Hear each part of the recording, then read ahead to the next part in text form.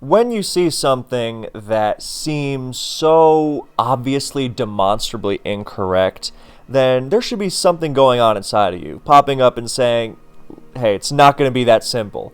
You don't want to point out this and just say, oh, well, that's not wrong because there is clearly going to be some other kind of thought to it, right? We should have that inside of us because certain things will seem very easily falsified, and yet then you get there, oh, wait, it was something else all along. How was that not the clearest thing ever? And that is what this Focus Blast debate is about. It is not about, oh, well, does this 120 base power special fighting move have any viability whatsoever? For some smart person to pop up and be like, oh, well, actually it provides crucial, powerful coverage for very threatening offensive Pokemon against key targets like Tyranitar and Ferrothorn and Heatran. Like, yeah, okay, no, we get that. We are operating with this basest of knowledge, right? What we are talking about here is when you really start optimizing things in competitive Pokemon, then you are going to rule certain things out as less viable. Because, yes, such and such may be viable in the tier, it's pretty good, but it's not as viable as such and such and such and such. And therefore, for your purposes of being as optimal as possible, then it's no longer viable. And that is when you will see a lot of top players who are really dedicated and focused with this kind of hyper optimization. They will say, oh, so-and-so is unviable. There's a million examples, so I won't harp on anything specific. And then you say, oh, well, how can you say that? It's clearly pretty good. And then you realize, oh, well, it's not as good as, the best thing in the tier. Here's a common example. I guess I am known at this point for hating Snorlax in Gen 3 OU. I am not the only one, and I will not get into the specifics of why some people like Snorlax. But what I will say is I want to demonstrate how this kind of thing works. A lot of great players will say, oh, yeah, Snorlax is viable. Yeah, it's good on these teams, it can do this, this, this. Yeah, okay, no, we know that. Then the big tournament game comes around. The chips are down, win at all costs, and what happens? Snorlax is nowhere to be seen. These same players are busting out the Skarmories because they know, as much as they want to say in public, yeah, Snorlax is good, they know when they want to win, they are not using Snorlax because it is much more flawed, and Skarmory is much better and much more reliable. That is this kind of thing in a nutshell. Now, even if you disagree with me on this Snorlax and Gen 3 OU thing, which it's fine. Plenty of people like using Magneton offense and donating free wins to the consistent players using Skarmory. And who am I to ruin that time-honored tradition? So even if you think that, or if you think, I'm a lunatic for thinking Zapdos in Gen 2 OU is mandatory, then you see where this kind of mindset comes from. When you are being as optimal as possible, then it will lead you to say, okay, every team without Zapdos in Gen 2 OU is worse than a team with Zapdos in Gen 2 OU. A good team, obviously. You can be stupid and be like, oh, well, Zapdos, Snorlax, and 4 UUs is, not as good as a Raikou stall team. So if we're talking the best versus the best, and it goes back to that Gen 3 thing, the best Skarmory team is going to be a lot better than the best Snorlax team, for example. Not that I necessarily believe in a best team of a certain sort, but if we're talking, play styles in general, then the best things that are going to be used with Skarm are better than Lax. So, we are talking this kind of thing with Focus Blast. And with Focus Blast, let's have a quick little demonstration of how it works. So, this is from a DPP tournament battle, and it's Hyper Offense versus Hyper Offense, as the two Aerodactyl leads show us. And yeah, obviously in a fast-paced offensive game, then every miss is crucial, and we see, 3 Stone Edges in the first 3 turns, which is hilarious. And yeah, so accuracy is big, and you already know where this is going vis-a-vis Focus Blast. So the problem with Focus Blast is basically that the accuracy is so bad, especially in comparison to other things like Hydro Pump and Stone Edge. And the users of Focus Blast do not have the bulk or longevity to make up for it. It's where something like Gen 2 Zapdos, again, uses Thunder as its stab. And it can do that for many reasons. Number one, if you really don't think you have good luck with Thunder, then you can just use Thunderbolt, i.e. there is a viable alternative. The same applies to many users of Hydro Pump or Stone Edge. If you are sick of your Greninja missing Hydro Pump, you can use Surf on it. And, in fact, I do think that is the better version on Ask Greninja most of the time. I can see some exceptions, but I know ABR and I used to, preach Surf all the time, and it was so much better. It's so nice not missing a 20% Heatran in a situation where you can't click Dark Pulse because of the Pokemon behind it, obviously.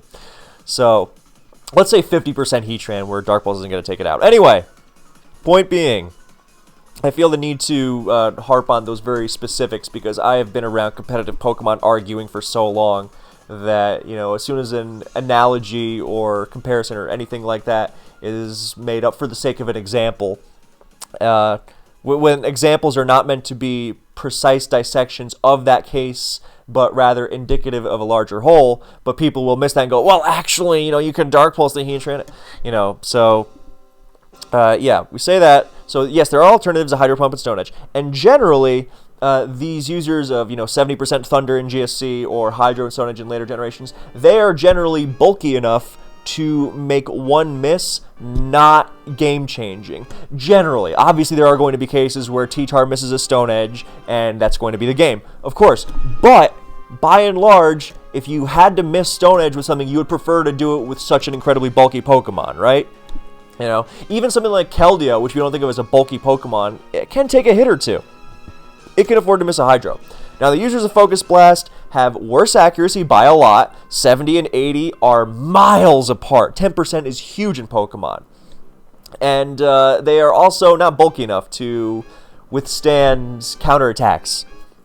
So, even the bulkier ones, quote-unquote, yeah, it's not all Gengar and Alakazam, but even something like Thundurus and Tornadus, they're not frail, but they're not bulky. Or even Tapu Lele, which actually has a very good special defense stat, but it's still not the bulkiest Pokemon out there. And against a lot of the Pokemon it's going to be Focus Blasting against, then it's still going to be in great danger. So, that's generally the gist. To say nothing of the fact that these are not their stab moves, so they're not usually using them on the switch. The Focus Blast accentuates their scary stab moves. You don't want to go around spamming Focus Blast because that is...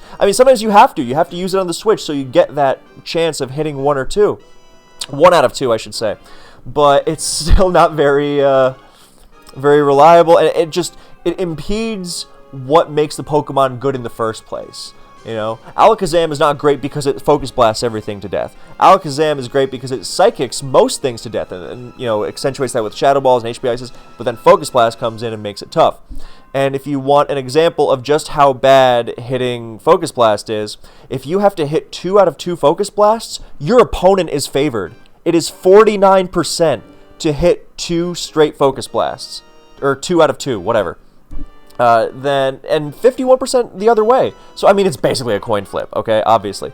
But that's the kind of lack of reliability we're talking about. And, we've all seen games where, Focus Blast misses twice or 3 times in a row. Recently, I did that video where the legendary Brofist missing 8 out of 8. That's obviously an extreme exception, but at the same time, we have seen games like that where 2 or 3 miss in a row, or, 1 hits out of 3 or 4 attempts. It's horrifying. But, the biggest problem, of course, is, and it goes back to the fact that the odds are so low that it's almost not even luck. Again, you are the lucky one if you hit 2 out of 2 Focus Blasts. And, then it comes back to the situation we're seeing here with Gengar versus Lucario, where if Gengar hits Focus Blast, then great, it wins the one-on-one. If it misses, then it's dead. So, and the odds are not great. The odds of missing Focus Blast are 30%. You know what else is 30%? Scald Burn. Yeah, you are basically relying on not getting Scald Burn every time you use Focus Blast. Isn't that a terrifying way of looking at it? So yeah, here Gengar hits the Focus Blast, and great. And Gengar is a Terror, so Crystal counters with his own Gengar, and Excal runs away to T-Tar. Now, we don't know if this T-Tar is Chople or not. You know, it could be, it could not be. You know, we don't know. But it defeats the point. It doesn't matter. You know, because the point is that here, you know, just a couple turns later, we see another Focus Blast against another thing that Gengar must Focus Blast against, and it misses and it dies, doing 0%. So that brings us to that other point of comparison, that Focus Blast does not have alternatives. Special Lucario does not use Focus Blast because it has Aura Sphere. Most of the Pokemon using Focus Blast do not have Aura Sphere. I mean, even think of a Pokemon like Hydreigon or Tornadus, where a lot of the time they will prefer to use Superpower off their much, much lower attack stat just because it's 100% accurate. You know, that whole thing, oh, well, it actually hits harder. It's not nearly as good. So, it messes with you in so many ways. You know, it weakens the defense, and it can be intimidating. It's just generally a mess. But that fighting coverage is so important, but the alternative is the terrible, terrible Focus Blast. And then you miss, it's like, oh, what do you expect? It's Focus Blast. So that is where the debate comes from.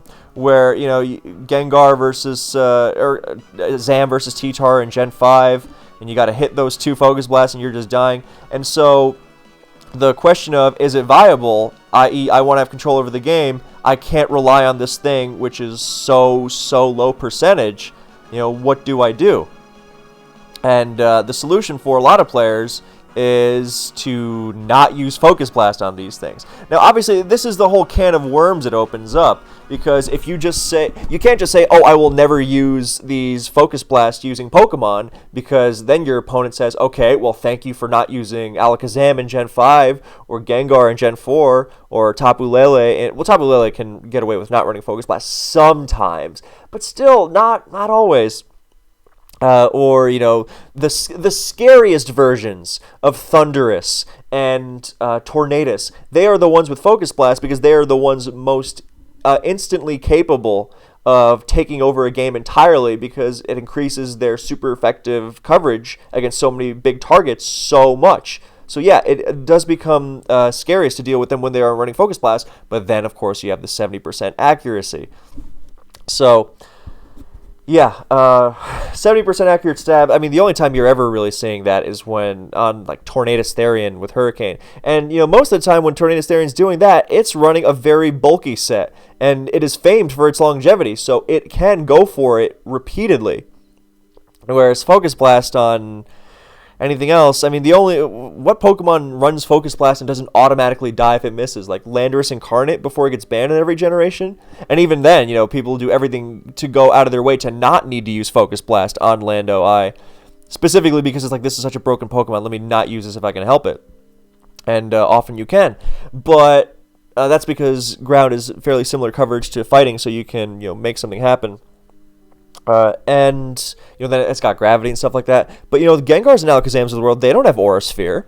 You know, and HP fighting, I mean, absolutely not. Forget it. It's so weak. It's, like, T-Tar doesn't even need to dodge to live anymore. And, I mean, something like Heatran or Ferrothorn? No, forget it. No, it's going to do nothing. So, that's why Focus Blast is so polarizing. I mean, its accuracy being terrible is nothing new, but, you know, when you're trying to figure out, okay, well, Gengar and Alakazam and these Pokemon, they destroy everything, but they're also missing so much. And I mean, how often have you heard, oh yeah, I had the game won, but I missed Focus Blast? And it's like, okay, well, I want to have the game won, but not only 70% of the time, or God forbid, 49. You know, I don't want to get into a situation where all I have to do is hit a Focus Blast, because that is one of the least reliable things in the game. So, what can we do to get around this problem? And, you know, players like ABR in particular, he really likes using Zam sets without Focus Blast, and finding ways to circumvent the coverage against Heatran and Excadrill and T-Tar. T-Tar you can do with Grass Knot because it's going to run Chople Berry anyway. Okay, fair enough. But, I mean, it's like, oh, yeah, beat, you know, something like Excadrill or Heatran with spikes. It's not that easy. when you take Focus Blast off of Alakazam, that is I mean, yeah, okay, you never have to risk a move that's going to miss so much, but then the Alakazam itself is so much less threatening. It's, so I'm not saying that Excadrill becomes like a hard counter or to it or anything, because, yeah, HP Fire, but, it becomes so much more irritating, and your options are less and worse. And whereas Focus Blast, of course, the catch-22 being, yeah, okay, if you use Focus Blast, it's still, famously horrible. But then what do? Do you just not use Zamp? No, of course. So it really, using Focus Blast and getting around how terrifying it can be, or how horrible it can be, is really, it demands so much precision, because so many people will say, oh yeah, Focus Blast is the worst move ever, and then just, go around spamming it and miss all the time and just blame Focus Blast. And I mean, of course, yeah, what are you going to do regarding, not using the best Pokemon, but getting around Focus Blast. And that's why the question in the title, is it viable? Because players wonder, like, dude, why am I using this move that's just going to let me down all the time? And is there a way around it? And I mean, it's never going to have a truly straight answer. But I think there's a reason why so many players in recent years are doing everything possible to not deal with it, to not, bring it into their, like, and of course, when you don't have Focus Blast in these things, then suddenly something like Heatran gets a major buff. It's like, oh, I guess Heatran is a hard counter now instead of a poor check, so, yeah, I mean, I've seen teams, otherwise good teams, whose counter to Focus Blast was literally just, oh, they won't hit several in a row, and it kind of works. I've seen people say, oh, well, if Focus Blast was 100% accurate, then it would be broken. Well, that just sounds like it already is broken. I don't think it would be broken if it was 100%, personally, because if something would be broken, but it just misses a lot, then that's just introducing more odds into the equation, and that doesn't exactly balance it out. So, Gen 4 Gengar, I mean, it's such an amazing poke, but Focus Blasting Clef is just a nightmare. I've thought of so many moves to throw on that thing just to do something that's more than 0% to Clef. You don't always have to hit it for that 60-70 range, but I'm just like, is Sludge Bomb Gengar going to be it? Just to hit that Clef that's been weakened? It's really something. So, I don't know. It's Zam is more manageable. I mean, Reuniclus is another great example, because as soon as you take out Focus Blast, and suddenly you become walled by Excadrill, and that is not something you want to be walled by. I mean, Focus Blast is so clearly the best move on Reuniclus, but as it misses so much, and oh, I just have to hit T-Tar. Oh well, I didn't hit T-Tar. Oh well, so it's tough. You're not going to have a very satisfying answers most of the time. And I mean, I've run Wide Lens Gengar, not just for Focus Blast, but for Will-O-Wisp as well, and I mean, sometimes you can even justify Hypnosis with it. And look, I'm not saying 77 is amazing for Focus Blast, but I mean, it's better than Will-O-Wisp, because pre-Gen 6, Will-O-Wisp was 75, for those who don't know. Yeah, I don't know, it's these are the tough questions. This is why, when you're really debating the high level of Pokemon, then even the best players will disagree, because so much of it can be, up to personal preference. And some players will say, oh, I just will never use Focus Blast because I will never rely on such an inaccurate move. And I mean, then the cost is very clear. Suddenly you have, talk about potentially getting taken advantage of. I mean, some people will start, chucking Heatran into Tapu Lele. Oh, well, perfect counter. I'm not saying that Heatran is a perfect answer to, spec Psychics or Psyshocks necessarily, but you get what I mean. It's a lot safer than it otherwise might be. So, I don't know. I just don't know why these Pokemon don't have Aura Sphere. It bugs me a lot. They would not be broken at all because it's so much weaker. I think Aura Sphere it got weakened to like 80 base power in Gen 6 or 7, I think. And it's like, why? Was it overwhelming with 90? I guess so. It's more like Dark Pulse. I don't know. I think even 90 base power would be fine. But yeah, Zam in Gen 5 and Gar in Gen 4 are the biggest culprits. Because those other Pokemon I'm listing, like Reuniclus, yeah, it can make other things happen. It can do stupid stuff. And like Thundurus, I mean, kinda. Although, again, you don't want to be... Heatran becomes... A lot of this, involves dealing with Spadef Heatran, and Spadef Heatran becomes a surprisingly adept Thunderous check when it's not eating Focus Blast. I'm not saying it's a counter. Please don't get me wrong. But, yeah, I mean, double Focus Blasting with Gengar into Clefable... I mean, for those watching the screen, there it was. Oh, it had the 2 KO. Oh, nope, there it goes. So... Now, Gengar versus Clefable is a different case from the usual, i.e. T-Tar, because Clef doesn't instantly threaten to KO Gengar in return. So, but depending on the set, it can still be ruined. All that one turn. Oh, Clef soft-boiled it. Oh, Clef, T-waved it, knocked off, and suddenly Gengar is not necessarily KO'd, but it still can be ruined. Once it loses its Black Sludge, and it can get stalled out by Protect and Sand. So, yeah, it's rough either way. And but more common, of course, is just failing to hit T-Tar, and yeah, it's like, oh, I subbed on the Scarf Tar switch, or I Focus Blast on the Scarf Tar switch. Oh, I missed. Yeah, so that's pretty much it. So thank you so much for watching. I invite debate, but yeah, it's so clearly the worst move ever. I don't know why it's called Focus. I wish they would buff it or something just to make it like even just 75, man. 70's too much. It's so bad. So yeah, thank you for watching. I hope you enjoyed, and I will see you in the next one.